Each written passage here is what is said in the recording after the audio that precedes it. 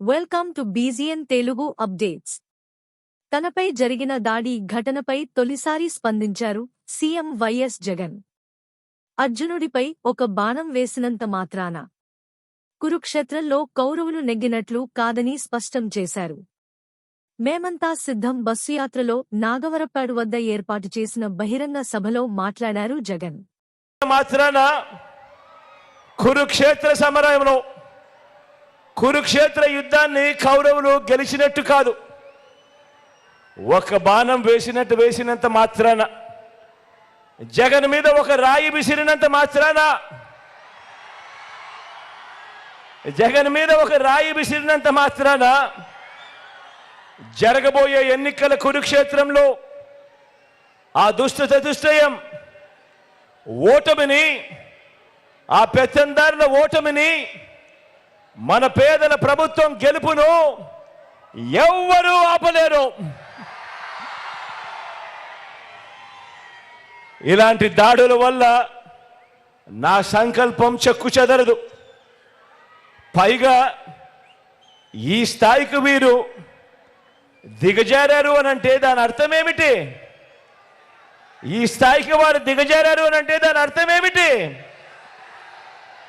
విజయానికి మనం అంత చేరువుగా ఉన్నామని, విజయానికి వాళ్ళంత దూరంగా ఉన్నారనే కదా దాని అర్థము.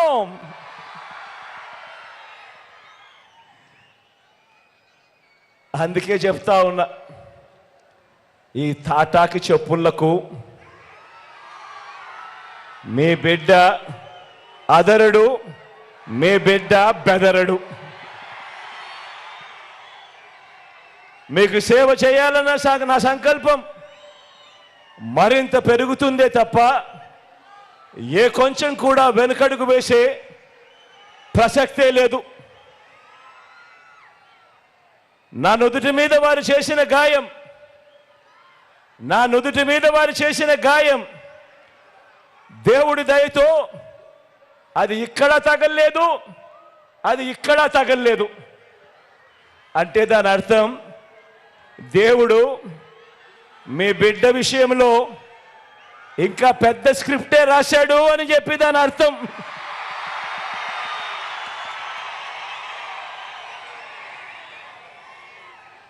నా నుదుటి మీద